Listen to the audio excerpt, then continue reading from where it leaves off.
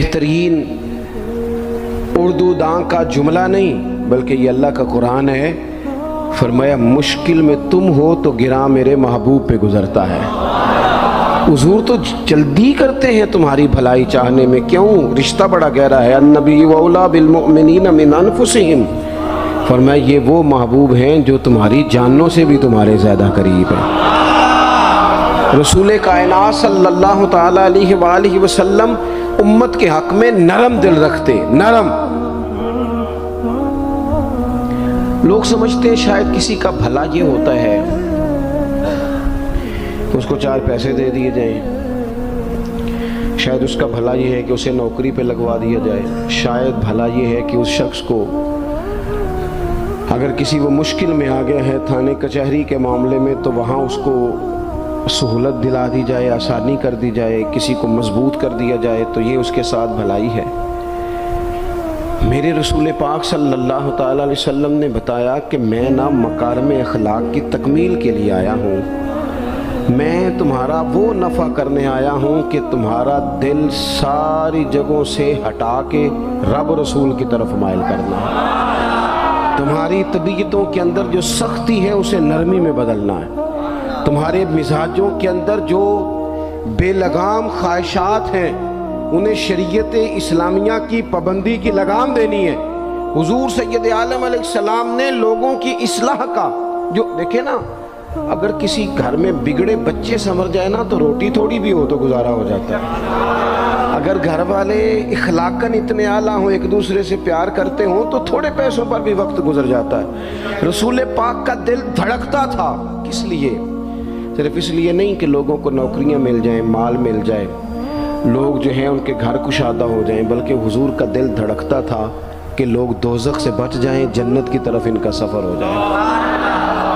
ان کے دلوں سے حسد کو, تکبر کو, غرور کو, انا کو, خود پسندی کو, عجب کو نکال دیا جائے. یتلو علیکم آیاتنا ویزکیکم, ان کا تزکیہ کر دیا جائے, دل صاف کر دیے جائیں.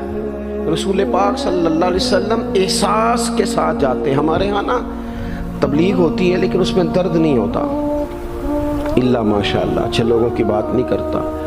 لو میرے جیسے آدمی نے تقریر کرنی ہے, گھنٹہ گزارنا ہی ہے, تو پھر بعض اوقات نفس کی خواہشیں غالب ہوتی ہیں تو وہ اصلاح سے زیادہ شوق داد لینے کا غالب آ جاتا ہے.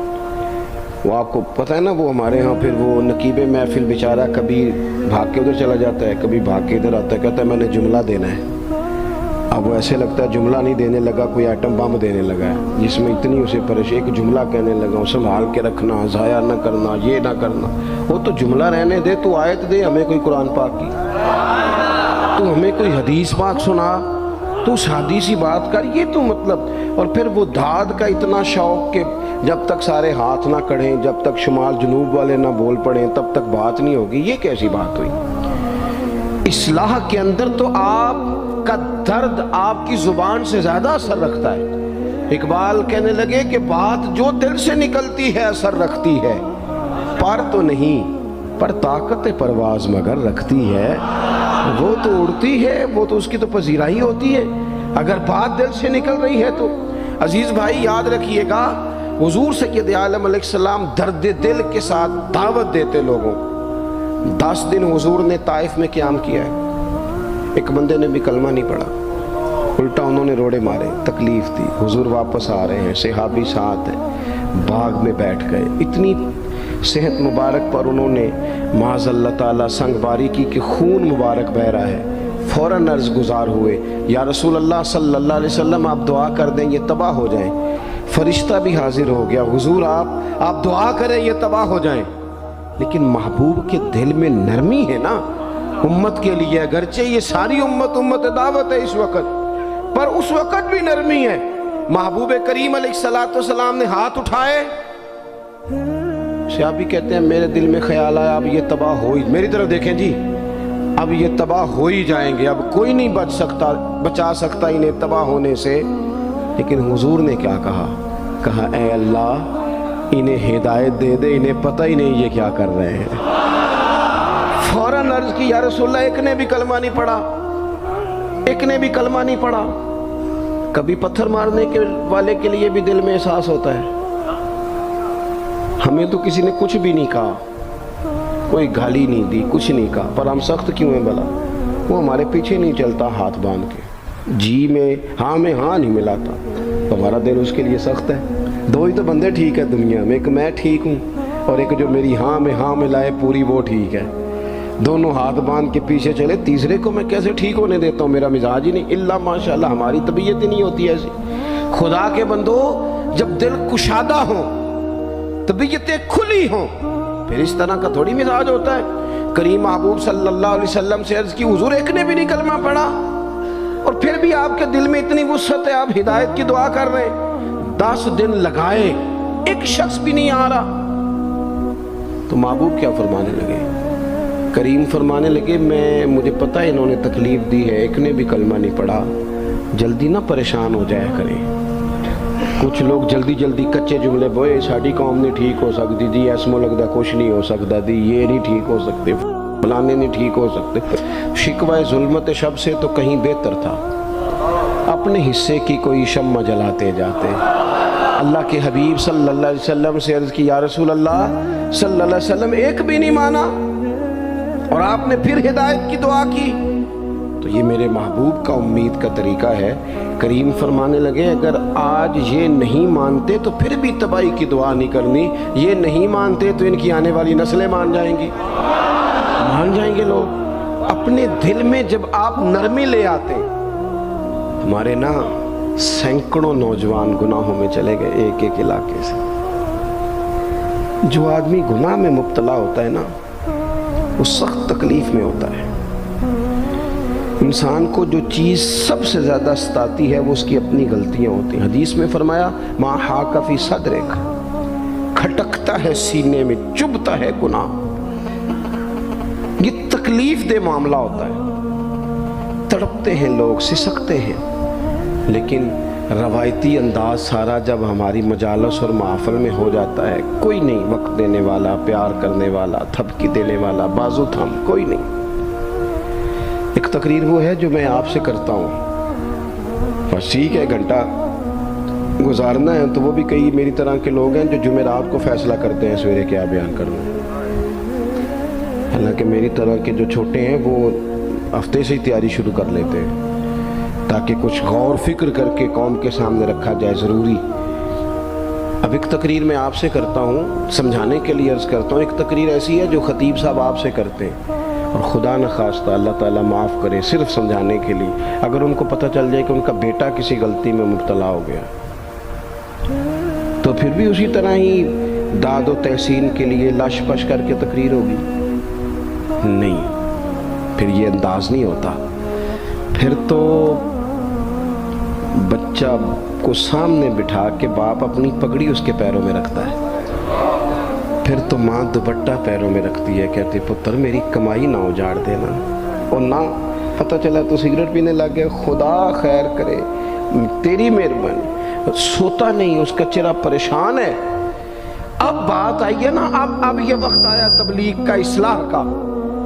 اسے منت کر کے سمجھایا، اس کو گزارش کی، اس نے کہا ابا جی غلطی ہو گئی تھی، آئندہ نہیں کرتا، پوری اس نے تسلی دی، پھر بھی نہیں سوتا۔ بچہ تو وعدہ کر کے چلا گیا، پھر بھی نہیں سویا، وہ اپنے کمرے میں چلا گیا اور اس نے مصلی بچھا لیا۔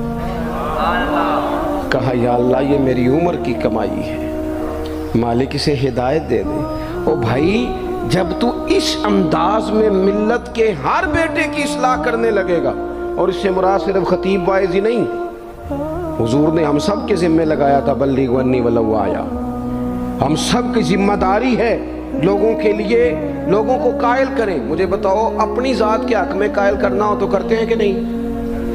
ہوتا ہے نماز کی دعوت ہم کیسے دیتے ہیں؟ ہم کہتے ہیں پڑھ لیے کر نماز، اتنے پیسے کہاں لے کے جائے گا، یہی دعوت ہوتی ہے نا۔ وہ کہتا ہے تو نے اپنی قبر میں جانا اور میں نے، یہ تو ہے ہمارا دین کے حق میں۔ وہ محفل میں آنا اگر ٹائم ملا تو ٹھیک، یہ ہے دین کے حق میں۔ اور جب اپنی باری آئے، کسی سے 50,000 روپے چاہیے تھے، فون کیا اس کو،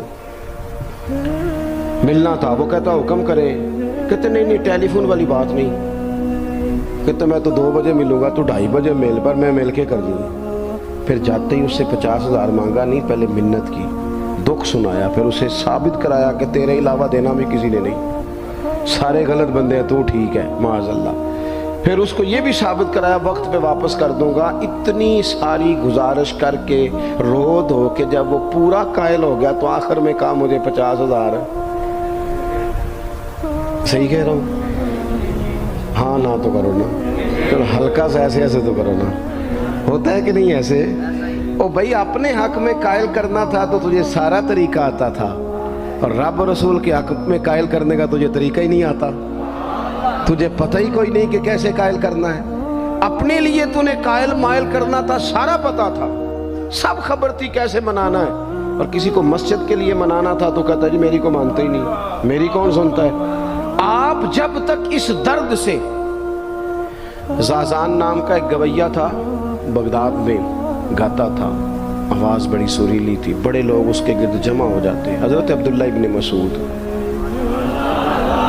رضی اللہ تعالیٰ عنہ، حضرت عبداللہ ابن مسعود، یہ وہ خوبصورت ہستی ہیں کہ محبوب نے فرمایا ان سے قرآن سیکھا کرو، یہ اسی طرح پڑھتے ہیں جس طرح میرے اوپر نازل ہوا تھا۔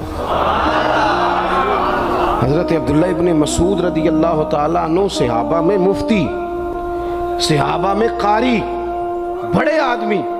حضرت عبداللہ ابن مسعود ایک دن گزر رہے تھے کسی مقام سے جہاں بھی وہ رہتا تھا، تو وہاں اللہ معاف فرمائے گانے بجانے کی مجلس سجی ہوئی تھی، وہ گا رہا تھا، آپ گزرے تو کانوں میں ہلکی سی آواز گئی، قریب ایک شخص سے پوچھا یہ کون ہے، کس کی آواز ہے؟ کہا حضرت یہ زازان نام کا ایک گویہ ہے۔ وہیں کھڑے کھڑے درد سے کہنے لگے کتنی سونی آواز ہے، کاش یہ قرآن پاک کی تلاوت کرتا، اتنی خوبصورت آواز ہے، کوئی تو ہو نا جو اس درد سے بات کرے، کاش یہ قرآن پاک پڑھتا۔ اور پھر دعا مانگتے آگے تشریف لے گئے۔ وہ جوان تھا، فارغ ہو کے باہر نکلا، لوگوں کا رش تھا، ایک شخص نے اسے روکے، کہا زازان ادھر آ، پتہ آج کیا ہوا؟ کہا جناب کیا؟ کہنے لگے جانتے ہو حضرت عبداللہ ابن مسعود کو؟ کہا جانتے ہیں۔ فرمایا وہ صحابی رسول صلی اللہ علیہ وسلم آج گزرے، تیری آواز ان کی سماعتوں سے ٹکرائی تو فرمانے لگے کاش یہ قرآن پاک پڑھتا۔ کہنے لگا صحیح بتاؤ انہوں نے میرا نام لیا ہے؟ صحیح بتاؤ میرے لیے کہا انہوں نے؟ میرے جیسے شخص کے لیے میں سوچ بھی نہیں سکتا، میں کہاں وہ کہاں، میرا نام لیا ہے؟ کہا ہاں۔ تھوڑی دیر رکا، چند لمحوں پتہ نہیں سوچے کہاں کہاں کا سفر کر کے آئیں، وہ ساری سوچیں درد بن کے آنسو بنی، اور پھر آنسو داڑھی پہ ٹپکے چہرے پہ آئے۔ پھر لوگوں سے پوچھنے لگا گھر کا پتہ بتاؤ گے؟ کہا وہ فلاں جگہ پہ موجود ہیں۔ دوڑا گیا، دروازے پہ دستک دی، حضرت عبداللہ ابن مسعود آئے، کہا کون ہو بیٹا؟ کہنے لگے حضور میں وہی ہوں جس کے بارے میں آپ نے کہا تھا کاش یہ قرآن پڑھتا، میں آ گیا ہوں، پڑھا دے مجھے قرآن پڑھا دے۔ کوئی بیٹھا ہوا مجھے دور دعا دیتا ہے، میں ڈوبتا ہوں پر سمندر اچھال دیتا ہے۔ کسی سے تو آپ پیغام حق کہیں، کسی کو تو دعوت خیر دیں، یہ سب سے بڑا بھلا ہے۔ اگر کسی بد اخلاق کو با اخلاق کر دو گے نا، اس کی بیوی سکون میں آ جائے گی، اس کی ماں آرام سے سونے لگے گی، اس کا باپ کہے گا وہ حد ہو گئی، میرا پتر ٹھیک ہو گیا، تمیز سے بات کرنے لگا ہے۔ بچے پریشان ہوتے ہیں، بچے۔ میں بیٹھا تھا کھانا کھا رہا تھا گھر میں، تو میرے گھر والے کہنے لگے مدرسے کا کوئی بچہ باہر ہے، بڑا سخت رو رہا ہے۔ میں نے اس کو بلاؤ، کسی استاد نے ڈانٹ دیا ہوگا، تو بچہ میرے پاس ہے تو اس کا وجود کانپ رہا تھا۔ میں نے کہا پتر کیا ہوا؟ کہنے لگا پیر صاحب وہ میری امی تھے ابو کار فیر پہ لڑ دینے، کرو فون آیا ہے۔ تو میں نے کہا بیٹا پریشانی کی کیا بات ہے؟ کہنے لگے بڑی سخت لڑائی ہوتی ہے، میرے والد میری اماں کو مارتے، پھر ہم سارے بہن بھائی نا چارپائیوں کے نیچے چھپتے ہیں، تو وہ دور ہے، اس وقت تو 1.5 گھنٹے کا فاصلہ ہے، دور ہے میرا گھر، اور پتہ نہیں ہمارے گھر کیا ہو جائے گا۔ پیر صاحب آپ دعا مانگے نا، آپ دعا کریں نا، اس بچے کی کیفیت اور اس کے اوپر چھائی ہوئی آزمائش اور اس کے طبیعت میں اسے دیکھ کے میرے آنسو نکل گئے۔ کچھ دنوں کے بعد میں نے اس کے باپ کو بلایا، میں نے کہا خدا کے بندے، تیری انا اور تیری بیوی کی انا اتنی سخت ٹکراتی ہے کہ تیری اولاد پیس کے رہ گئی، کاش تو رسول اللہ کی اس صفت سے آگاہ ہوتا کہ خدا کے بندوں کو معاف کر دو، اللہ تمہیں معاف فرما دے گا۔ کاش تمہارے اندر وہ کیفیات ہوتی، تمہارے بچے میلوں دور رہ کے بھی تڑپتے ہیں کہ جانے گھر میں۔ کیوں؟ اس لیے کہ گنجائش نہیں دلوں میں، کوئی اخلاقی تعلیم نہیں۔ ہم نے اپنے گھروں کو خود اپنے ہاتھوں سے اتنا آزمائش کا گھڑا بنا لیا ہے، لڑائیاں، جھگڑے، مصیبتیں۔ کیوں؟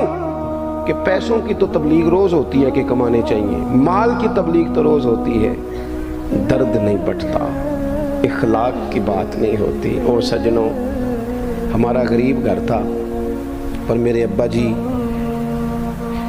جب گندم کا سیزن ختم ہوتا گھر میں لے کے آتے تو ہمارے گھر کے سین میں کھڑے ہو کے فرماتے، لو پتر کسے دا گھر وال نہیں تکنا، میں دانے پاتے نے پھڑو لیتے تھے، تہاڈی ماں نے اچار پا دیتا ہے۔ اب پرواہ نہیں، اس سادگی کے ساتھ، اس آسانی کے ساتھ گزارا ہوتا تھا۔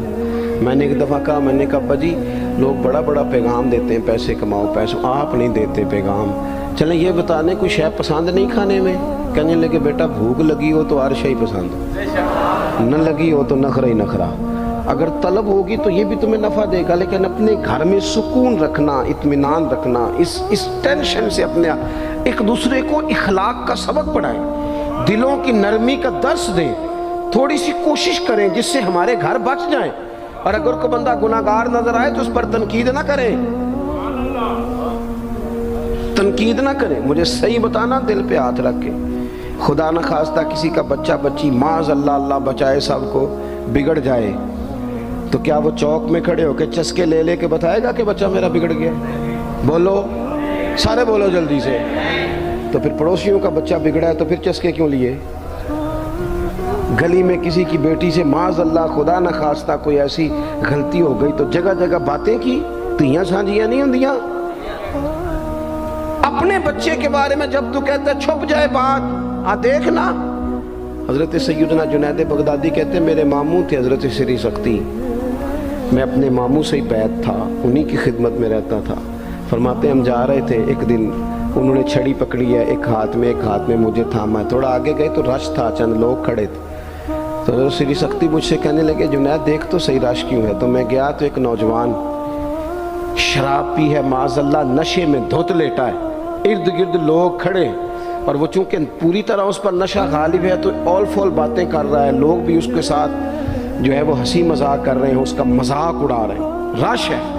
میں نے آگے کہا حضور دفع کریں، ایک شرابی لیٹا ہے، لوگ بھی مذاق اڑا رہے ہیں اور بس ایسے شغل لگا ہوا ہے، سارے لوگ تماش بین نہیں ہوتے۔ حضرت فرمانے لگے نہیں جنید ایسے کیسے چلے جائیں، چل نہ مجھے لے چل۔ کہتے ہیں بوڑھے شیخ، ہاتھ میں نے تھاما تو وہاں لے گیا، حضرت نے لوگوں کو ڈانٹا چلو دوڑو۔ پرانے زمانے میں لوگ بزرگوں کی حیا کرتے تھے، سب لوگ وہاں سے چھٹ گئے۔ کہتے ہیں مجھے فرمانے لگے جنید جا پیالے میں پانی لا۔ کہتے ہیں میں ایک پیالے میں پانی بھر کے لایا، انہوں نے اپنے بوڑھے ہاتھوں سے اس کا منہ دھویا، اس کے چہرے پہ پانی ڈالا، اس کا منہ صاف کیا، پھر اسے کھڑا کیا، اسے گھر بھیجنے کو کہا۔ کہتے ہیں وہ وہیں ایک کونے میں سائیڈ پہ ہو گیا تو حضرت نا منہ دھو کے نا تھوڑی دیر چپ کر گئے، پھر 2-3 لمحے گزرے تو ان کی آنکھوں میں زور زور سے آنسو ٹپکے اور ہاتھ اٹھا کے کہنے لگے مالک میں تیرا کمزور بندہ ہوں، میں منہ دھو سکتا تھا، میں دل تو نہیں نہ دھو سکتا، جو میرے اختیار میں تھا میں نے کر دیا، باقی تو مقلب القلوب ہے، کر نہ کرم۔ یہ کسی ماں کا بیٹا ہے، کسی خاتون کا شوہر ہے، او بھائی جو نشے پہ لگ جائیں ان کے بچے باپ کے ہوتے ہوتے یتیموں جیسی زندگی گزارتے ہیں، لوگوں کے مانگ کے کپڑے پہنتے ہیں۔ کسی نے کہا تھا اگر دشمن سے زیادہ بدلہ لینا ہو تو اسے قتل نہ کرو، نشے پہ لگا دو۔ معاذ اللہ، اتنا لوگوں نے، کتنا عام نشہ ہو گیا۔ کہا اللہ میں نا منہ دھو سکتا ہوں، دل نہیں، دل تو دھو سکتا ہے، دھو دے۔ کہتے ہیں یہ کہہ کہ حضرت اٹھے تو میں نے عرض کی حضور ویسے منہ دھویا کیوں آپ نے؟ تو فرمانے لگے اس لیے دھویا ہے کہ جب تک منہ سے بدبو آتی رہے گی جتنے لوگ سونگتے رہیں گے اس کے شرابی ہونے کے گواہ بنتے رہیں گے۔ میں نے اس لیے دھو ڈالا ہے کہ ہو گئے پیچھے جو ہو گئے، مزید گواہ نہ بنے، حضرت سری سختی کہتے ہیں میں نے، حضرت جنید بغدادی کہتے ہیں میں نے اسی رات تہجد کے وقت اٹھ کے حضرت کو وضو کرایا،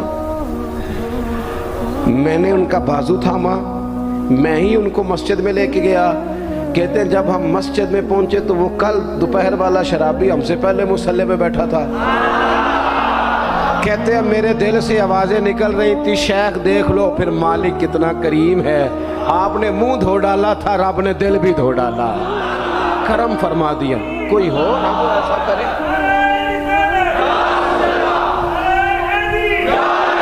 آؤ نا سنگیوں ملے، ایک دوسرے کا منہ تو دھونا شروع کریں نا، آؤ نا ایک دوسرے کو یہاں تک تو ہم یہاں تک وضو کا پانی تو فراہم کریں نا، کچھ تو خیر تقسیم کرے۔ اخلاق کی تربیت کا میں دیکھتا ہوں ہمارے وطن میں اضطراب ہے، بے چینی ہے، اس طرح کا ماحول بنایا گیا ہے کہ لوگ ایک دوسرے کے حق میں سخت ہو گئے ہیں، مزاجوں میں تلخیاں ہیں، لڑتے جھگڑتے ناراض ہوتے لوگ، بگڑتے کوستے ڈانٹتے شکوے کرتے لوگ۔ شکوہ جو ہوتا ہے نا یہ بندے کو بے چین کر دیتا ہے، شکر بندے کو سکون میں مبتلا کرتا ہے۔ شکوے آزمائشیں اپنے دلوں میں وسعت لائیں، ایک دوسرے کو اصلاح کی طرف لائیں، ایک دوسرے کو پیغام دیں، ایک دوسرے کی تربیت کریں، تھوڑا سا حوصلہ، تھوڑا سا صبر، تھوڑی سی گنجائش اپنی طبیعتوں میں پیدا کریں۔ اپنے بچوں پر سب سے زیادہ نگرانی یہ کریں کہ ان کا اخلاقی معیار کیا ہے۔ اگر میں اور آپ خدا نہ خواستہ بچوں کو صرف یہ تربیت دیں گے نا کہ وہ پیسہ پیسہ پیسہ پیسہ، شادیاں بھی پیسے دیکھ کے کریں گے، تو یاد رکھنا پھر ایک دن وہ یہ بھی کہیں گے کہ ابا کاش تو کو ڈھابے کا کام کرتا تو آج ہمارے پاس بھی پیسے ہوتے۔ پھر باپ سے بھی پیسوں کا ہی مطالبہ ہوگا، پھر لوگ ماں باپ بھی پیسوں کے لیے چھوڑ کے چلے جاتے ہیں۔ پھر جب آپ نے تربیت جس چیز کی تھی تو نتیجہ بھی تو وہی برآمد ہوگا۔ یہ تو نہیں ہو سکتا کہ بندہ بیج کوئی اور لگائے اور درخت کوئی اور نکلے، یہ ہو نہیں سکتا۔ اگر ہم اپنے باپ سے روز جھگڑا کریں گے 5 مرلے کے لیے تو یاد رکھنا پھر ہمارا بیٹا 1.5 مرلے کے لیے بھی جھگڑا کرے گا، پھر معاملہ اس طرح کا مرتب ہوگا۔ ایک دوسرے کو اخلاقی پیغام دینا ضروری ہے۔ آخری بات آپ کی خدمت میں یہ عرض کرنی ہے، اور یہ میری خواہش ہے کہ آپ اس پر زیادہ توجہ کریں گے انشاءاللہ۔ آپ سارے ویڈیو بنائیں، مجھے کوئی اعتراض نہیں، پر مہربانی کریں دیکھیں تو میری طرف نہ۔ جب آپ لائیو چلاتے ہیں تو پھر اسی کو دیکھتے ہیں، وہ پھر کہتا ہے کہ یہ کومنٹس آ گیا تو دوسرا آ گیا۔ اللہ کرے میری بات آپ کے دل میں اتر جائے، آپ تھوڑی سی توجہ کریں میں کیا عرض کرنا چاہتا ہوں، غور کریں میرے بھائی۔ ملک میں نا مہنگائی تیزی سے عروج پکڑ گئی ہے، اور مہنگائی جب ہوتی ہے نا تو امیروں نے تو مال بیچنا ہوتا ہے تو ان کا دگنا ہو گیا تو وہ تو اور امیر ہو گئے، تو غریبوں کے لیے مشکلات بڑھ گئی ہیں۔ جو طبقات بیچارے تنخواہ دار تھے، کمزور تھے، میری طرف دیکھیں جناب، وہ اور کمزور ہو گئے۔ ہمیں زیادہ تو نہیں لیکن اتنا ضرور کرنا چاہیے۔ یہ قرآن پاک دے دیں جی، یہ مجھے دے دیں، لے لیا، تشریف رکھیں آپ۔ عزیز بھائی تھوڑا سا نا، زیادہ نہیں، 3 لوگ مل کے ایک غریب آدمی کا خیال تو رکھ ہی سکتے ہیں نا، لیکن غریبوں سے بھی عرض کروں گا سہارا بندوں کو نہیں بنایا کرتے، سہارا رب رسول کو بنایا کرتے۔ کسی سے تھوڑی سی مدد لینا تو ٹھیک ہے، چلو آگے جانے کے لیے تھوڑا سا سہارا لے لیں کہ اب مشکل ہے تو یہ کراس نہیں ہو رہا رستہ، تھوڑا سا سہارا تو لے لیں۔ لیکن جو لوگ مستقل سہاروں پہ آ جاتے ہیں ان کا تو پھر اپنی طاقت ہی ساری ختم ہو جاتی۔ گردن کو جھکا دیتا ہے خیرات کا پتھر، جہاں میں مانگنے والوں کے سر کبھی اونچے نہیں ہوتے۔ تھوڑی سی ہم نے ایک دوسرے کی مدد کرنی ہے۔ جو لوگ زیادہ مالدار ہیں ان سے میری گزارش ہے کہ تھوڑے سے خرچے کم کر لیں، اپنے ہاتھوں سے تقسیم کریں۔ یہ چھوڑ دیں کہ وہ میرے چچا کے جو بیٹے ہیں وہ میرے ساتھ اچھا سلوک نہیں کرتے، وہ فلانے ہیں، وہ ان کا سلوک اگر وہ کریں گے تو اللہ سے اجر لیں گے۔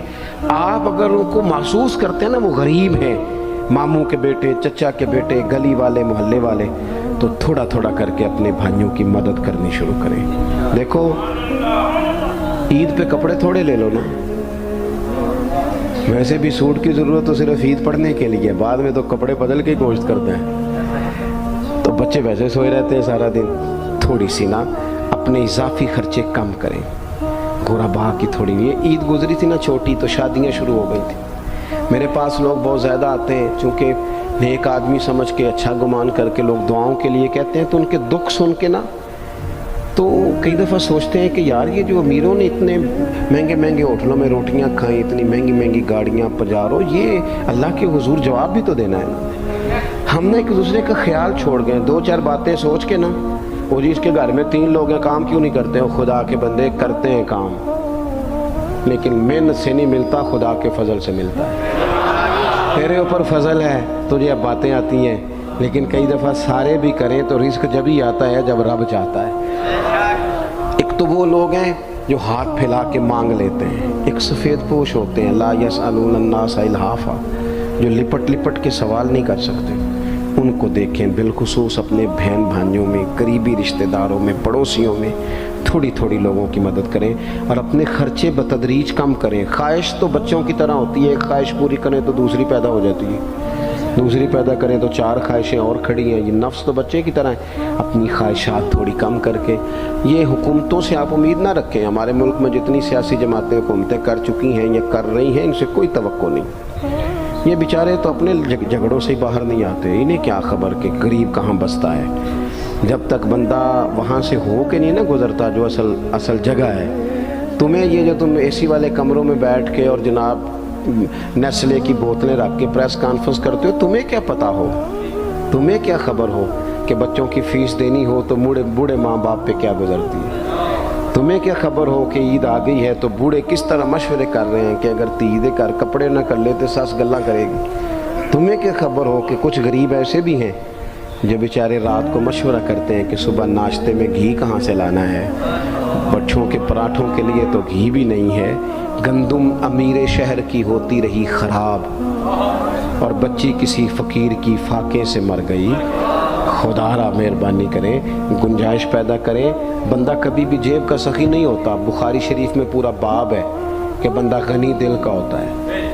اپنے دل کا غنا اپنے اندر لائیں. جب آپ کا دل سخی ہو جائے گا ساری چیزیں ٹھیک ہو جائیں گی. اللہ تعالیٰ مجھے اور آپ کو توفیق عمل عطا فرمائے.